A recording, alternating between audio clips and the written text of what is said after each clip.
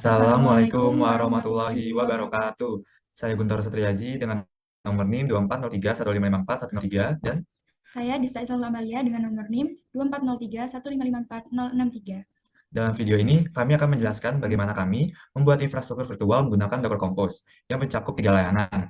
Yang pertama ada Nginx sebagai HTTP server, kemudian ada PostgreSQL sebagai database server, dan pgadmin sebagai antarmuka grafis untuk mengelola PostgreSQL. Berkenaan dengan tugas praktik akhir mata kuliah arsitektur komputer dan sistem operasi. Baik, sebelum masuk ke penjelasan code, kami akan menjelaskan struktur folder project kami. Project kami itu memiliki folder utama dengan nama project 2 yang berisi file dan subfolder berikut. Ini terdapat file docker.compose.yml. Ini merupakan file konfigurasi utama Docker Compose yang mendefinisikan semua layanan yang digunakan. Kemudian di sini ada folder Nginx yang merupakan folder khusus untuk menyimpan file HTML yang akan disajikan oleh Nginx dan file konfigurasi custom untuk Nginx yaitu default.conf. Dan terdapat di sini juga ada index.html yang merupakan isi dari file code HTML-nya. Lalu kemudian di sini ada folder progress_data. Di folder ini itu merupakan volume. Jadi volume yang dibuat secara otomatis oleh Docker untuk menyimpan data PostgreSQL secara persisten atau permanen, sehingga data tidak hilang meskipun kontainer dihentikan atau dihapus. File index.html adalah halaman web sederhana yang akan ditampilkan oleh Nginx. Kita bisa lihat berikut ini adalah isi filenya.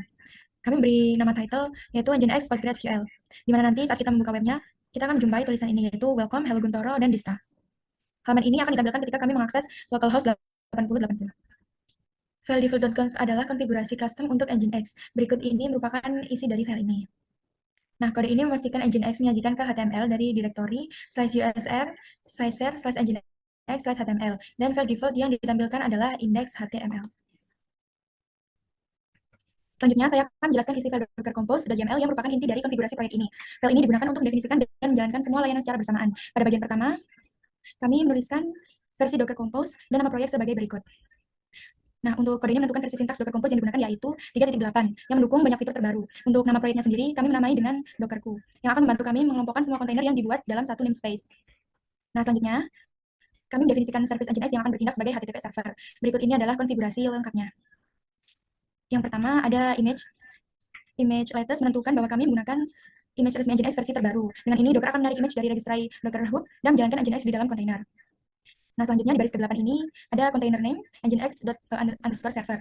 Memberikan nama khusus untuk kontainer ini, yaitu nginx server tadi, agar lebih mudah saja diidentifikasi nantinya. Nah, di baris ke-9 ada ports, mengarahkan port 8080 di host ke port 80 di dalam kontainer. Dengan konfigurasi ini, ketika kami mengakses localhost 8080, permintaan akan diarahkan ke Nginx yang berjalan di dalam kontainer. Nah, di baris ke-11, volume digunakan untuk menghubungkan file atau folder di host ke kontainer. Di sini kita bisa lihat dalam baris ke-12 ada ./nginx/html. HTML yang disimpan di folder lokal Nginx/html akan diakses oleh Nginx sebagai konten webnya. Selanjutnya, ./nginx/default.conf, file konfigurasi custom untuk Nginx menggantikan konfigurasi default sehingga kami dapat mengakses server sesuai kebutuhan. Di baris ke-14 ada depend zone untuk memastikan bahwa PostgreSQL dijalankan terlebih dahulu sebelum Nginx. Layanan kedua, yaitu service PostgreSQL, kami mendefinisikan service PostgreSQL yang berfungsi sebagai database server. Konfigurasinya adalah sebagai berikut. Untuk image dalam PostgreSQL, kami menggunakan Postgres latest, yang artinya Postgres ini adalah versi yang terbaru.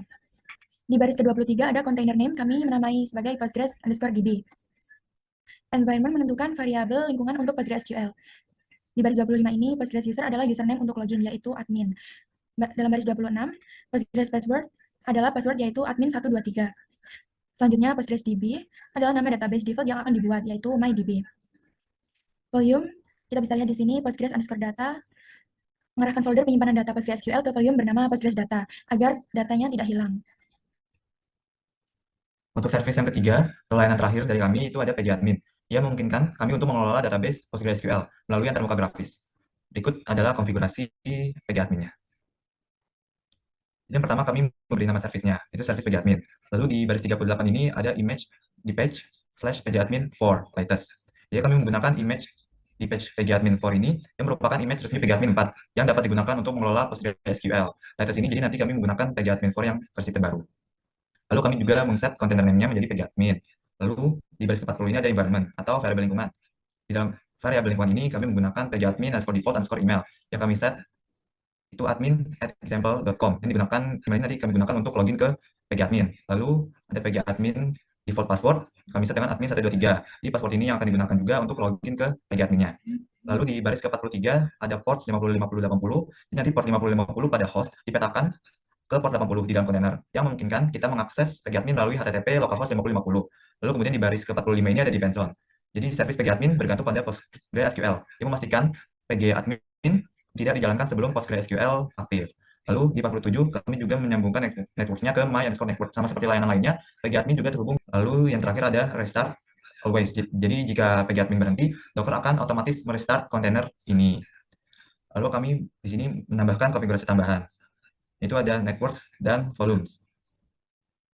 Yang seperti kami jelaskan tadi, di setiap layanan ini ada volumes dan networknya sendiri-sendiri. Untuk network dan volumenya kita atur di sini.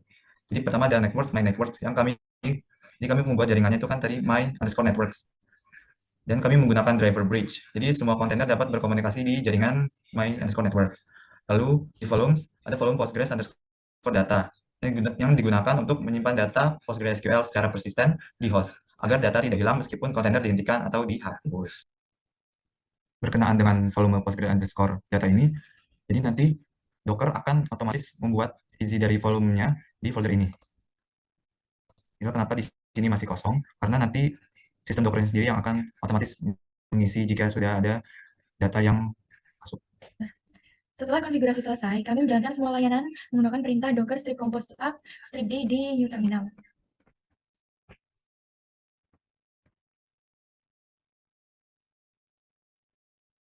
Langsung saja kita ketikkan docker strip compose up strip d, lalu enter. Biasanya saat kita pertama kali meng-up akan membutuhkan waktu yang agak lama, tapi karena kami sudah melakukannya sebelumnya, jadi kita bisa lihat di sini ini langsung running ya, tanpa membutuhkan waktu yang lama. Selanjutnya, kami verifikasi kontainer berjalan dengan perintah docker ps. Baik, bisa dilihat di sini bahwa layanan kontainer PG admin, nginx_server, postgres_db sudah berjalan dari 2 jam.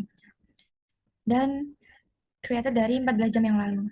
Sekarang saya akan mengakses dan memverifikasi semua layanan yang telah kami buat. Yang pertama saya akan memverifikasi Nginx-nya terlebih dahulu.